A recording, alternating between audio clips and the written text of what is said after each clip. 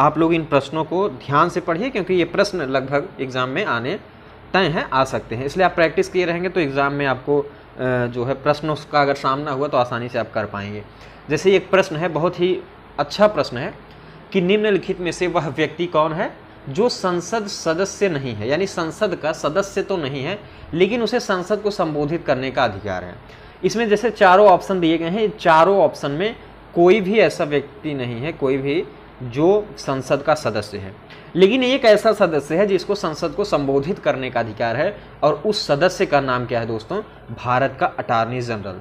जो भारत का attorney general होता है उसको संसद में संबोधन यानी संसद को संबोधित करने का अधिकार दिया गया है।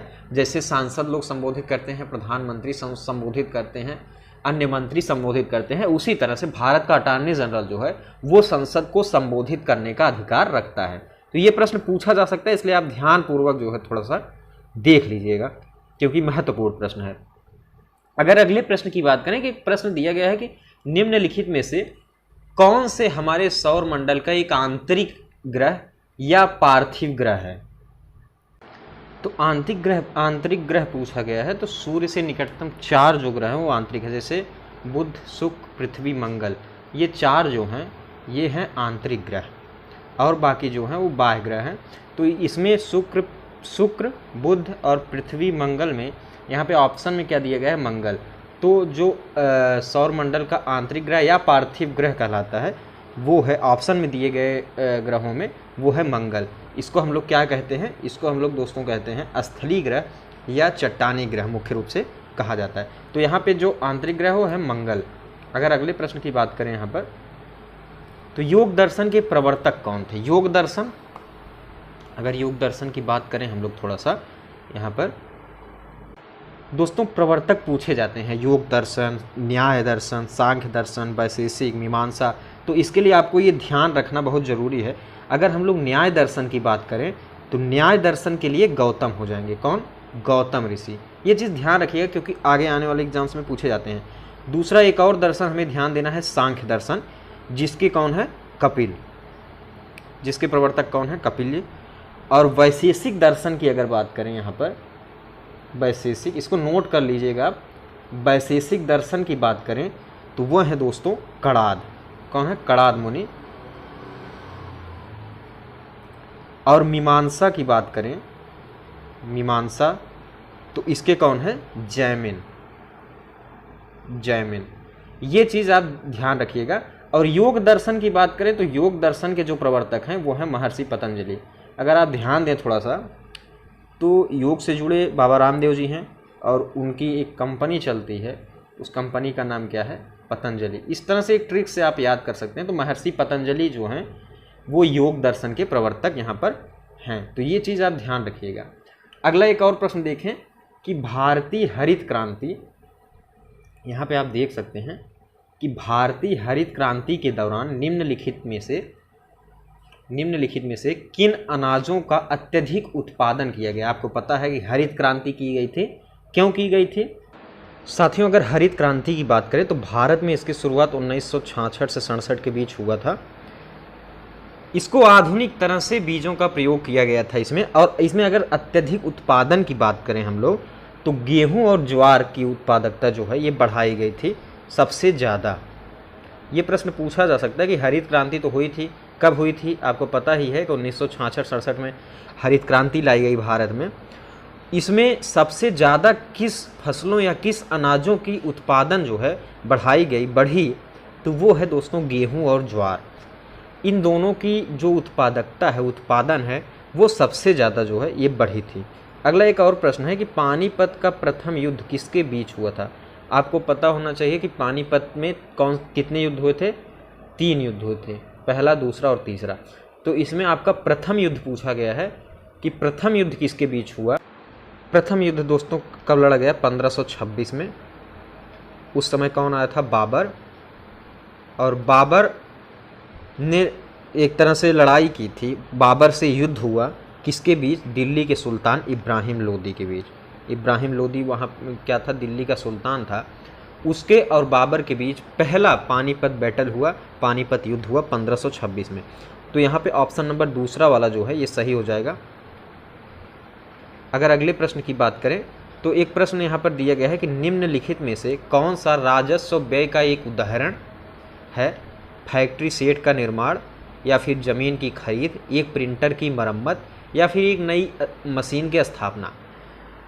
दोस्तों यहाँ पे अगर हम थोड़ा सा बात करें, थोड़ा सा हमें समझना पड़ेगा यहाँ पे राजस्व व्यय और पूंजी व्यय में अंतर।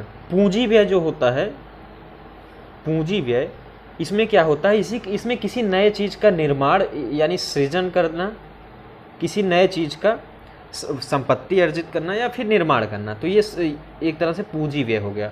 और राजस्व व्यय की बात करें अगर, तो राजस्व व्यय जो है उस किसी चीज़ की रखरखाव में या फिर उसके मरम्मत में किया जाता है। तो यहाँ पर आप देख लीजिए कि राजस्व व्यय ऐसा व्यय होगा जो नया नहीं होगा, बल्कि किसी चीज़ की मरम्मत या उसके रखरखाव की बात करेगा।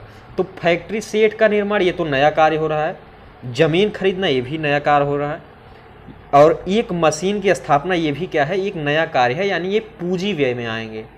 लेकिन एक प्रिंटर का मरम्मत जो है, एक प्रिंटर की मरम्मत जो है, ये आएगा राजस्व व्यय में। किस में आएगा? राजस्व व्यय में। तो यहाँ पे सही ऑप्शन जो हो जाएगा, राजस्व व्यय का जो उदाहरण है वो है एक प्रिंटर की मरम्मत। ये प्रश्न आपने देखा होगा। अगर अगले प्रश्न की हम लोग बात करें, यहाँ पे आप देख सकते हैं थोड़ा सा कि निम्नलिखित में से किस मृदा की ढुलाई गुरुत्वाकर्षण द्वारा होती है? तो इसमें दोस्तों जो हिमनद मृदा होती है, हिमनद मृदा, इसकी जो ढुलाई होती है वो किससे होती है? गुरुत्वाकर्षण के द्वारा। किसके द्वारा? गुरुत्वाकर्षण के द्वारा। तो ये प्रश्न आप ध्यान रखिएगा। अगला एक और प्रश्न देखें अगर हम, कि एक आदमी 5 मीटर की दूरी जो है साफ तरीके से नहीं देख पा रहा है, तो उसको कौन सा रोग हुआ है? थोड़ा ध्यान रखिएगा आप लोग, 5 मीटर की दूरी की बात कर रहा है, यानी अगर कोई व्यक्ति 5 मीटर की दूरी को बिल्कुल अच्छे तरीके से, साफ तरीके से नहीं देख सकता, तो उसको एक रोग हुआ है। उस रोग का नाम आपको पूछा है। दोस्तों उसे जो रोग हुआ है वो हुआ है मायोपिया। कौन सा रोग है? मायोपिया, यानी निकट दृष्टि दोष। उसे हो गया है निकट दृष्टि दोष, या मायोपिया के नाम से हम लोग उसको क्या करते हैं, जानते हैं। यहाँ पर ये जो है सही हो जाएगा। अगर अगले प्रश्न की बात करें कि एसआई पद्धति में मूल भौतिक राशियों की संख्या कितनी है, ये प्रश्न पूछा गया है। तो थोड़ा सा ध्यान देंगे। एसआई पद्धति में दोस्तों कुल जो है, अगर हम राशियों की, भौतिक राशियों की बात करें, तो वो राशियाँ कितनी हैं? 7। कितनी है? 7 जो है मूल भौतिक राशियाँ हैं। तो ऑप्शन नंबर बी यहाँ पर सही हो जाएगा। अगर अगले प्रश्न की बात करें कि इंडिया डिवाइडेड नामक पुस्तक, ये बहुत ही फेमस ये पुस्तक है, इंडिया डिवाइडेड, ये किसने लिखी है, ये प्रश्न पूछा गया है। तो ये लिखी है हमारे देश के पहले राष्ट्रपति और संविधान सभा के अध्यक्ष doctor Rajendra Prasad. India divided बहुत फेमस महत्वपूर्ण पुस्तक है। मैं पुस्तकों का जो इम्पॉर्टेंट महत्वपूर्ण पुस्तक हैं उनको एक सूचीबद्ध तरीके से आपको बता दूंगा, ताकि आपको याद हो जाए। अगर किसी भी एग्ज़ाम में वो पूछा गया तो आप बिल्कुल आसानी से कर सकें। तो यहाँ पे तीसरा वाला ऑप्शन बिल्कुल सही हो जाएगा, डॉक्टर राजेंद्र प्रसाद। और जो भी हमारे साथी चैनल पर पहली बार विजिट कर रहे हैं, पहली बार पहुंच रहे हैं, वो लोग चैनल को सब्सक्राइब कर लें। और चैनल को सब्सक्राइब के साथ साथ आप बेल आइकन को प्रेस करिएगा, तब आपको वीडियो का नोटिफिकेशन आसानी से जो है प्राप्त हो जाएगा। अगर अगले प्रश्न की बात करें, 11वां प्रश्न यहाँ पर है कि प्राकृतिक रेडियो एक्टिवता की खोज किसने की है? रेडियो एक्टिवता की खोज किसने की? तो वो खोज की गई थी हेनरी बैकरेल के द्वारा। किसके द्वारा? हेनरी बैकरेल के द्वारा प्राकृतिक रेडियो एक्टिवता की खोज की गई। तो ऑप्शन नंबर चौथा यहाँ पर सही हो जाएगा। अगर अगले प्रश्न की बात करें कि यूरोप में जो उच्चतम पर्वत शिखर हैं, उनमें से एक पर्वत है माउंट एल्ब्रूस। वो स्थित कहाँ पर है? यूरोप के किस देश में माउंट एल्ब्रूस स्थित है, ये प्रश्न पूछा गया है। तो साथियों जो एल्ब्रूस पर्वत है यहाँ पर, ये स्थित है रूस में। कहाँ पर स्थित है? ये है रूस में। रूस का एक स्थान है काराचाय, वहीं पर ये एल्ब्रूस पर्वत है। और एक चीज़ और ध्यान रखिएगा कि ये क्या है? सुप्त ज्वालामुखी है। यहाँ पर सुप्त ज्वालामुखी, ये चीज़ आप ध्यान रखिएगा। इसकी अगर हम सीमा की बात करें तो जॉर्जिया से इसकी सीमा जो है टच करती है। तो यहाँ पे यूरोप का जो सबसे मतलब ऊंचे शिखरों में एक है वो है एल्ब्रूस, वो स्थित है रूस में। ऑप्शन नंबर सी यहाँ पर बिल्कुल सही हो जाएगा। एक और प्रश्न है कि जीवों के अध्ययन को कहा क्या जाता है, यानी अगर हम जीवों के व्यवहार के बारे में अगर अध्ययन कर रहे हैं उस अध्ययन को क्या कहते हैं। सारे अध्ययन को मैं आपको बता दूंगा, एक सूची जो है आपको प्रोवाइड कर दूंगा, आप उसमें देख लीजिएगा और मैं वीडियो भी बना दूंगा ताकि आप अच्छे से उसको समझ पाएँ। तो ये प्रश्न पूछा गया है, तो इसमें जो सही ऑप्शन हो जाएगा मेरे दोस्तों वो कौन सा हो जाएगा, इथोलॉजी। कौन सा, इथोलॉजी। जीवों के व्यवहार के अध्ययन की बात करें तो उसे हम लोग इथोलॉजी के नाम से जानते हैं। तो ये महत्वपूर्ण प्रश्न मैंने आपको बताने की कोशिश की। मॉडल पेपर नंबर 3 था, यहाँ पर तीसरे मॉडल पेपर को हमने सॉल्व किया। अब अगला मॉडल पेपर आपको प्रोवाइड हो जाएगा। आप लोग चैनल को ज़रूर सब्सक्राइब कर लीजिए। आप सभी का बहुत बहुत धन्यवाद।